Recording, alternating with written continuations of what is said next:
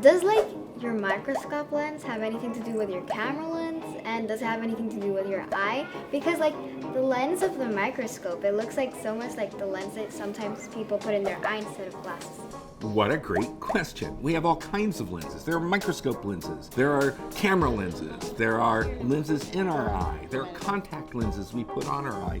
Our glasses have lenses. Telescope have lenses. There are lenses all over the place. I'm Dr. Jim Bales. I'm the Associate Director here at the Edgerton Center, the lab of the late Professor Harold Edgerton. And for the last 25 or so years, I've had the privilege of teaching his class on how to take pictures of things that happen really, really quickly. So Emma, I love the way you're looking around you and you're seeing all these very different looking things that have the same name. And you have to go, is that a coincidence or are they all doing something similar? Fundamentally, they're all the same thing. These are pieces of clear glass or plastic or some other material that's been carefully shaped. And probably the best way to understand what these lenses are doing is to look at a lens doing its thing.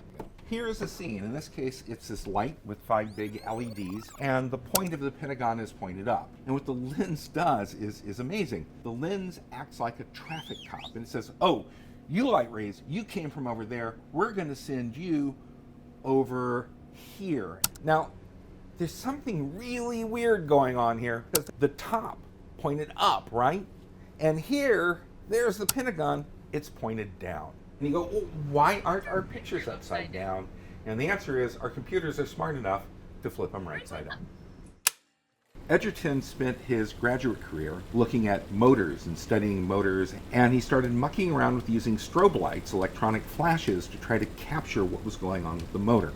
And he was off to the races. And he took pictures of splashes and of bullets and of hummingbirds and all kinds of things. He found how to use the technology to control the strobe, to control the flash, so he could make brighter flashes with shorter duration, with better control on exactly when they happen. He used that to take these amazing photos, and then he used those photos to promote the technology.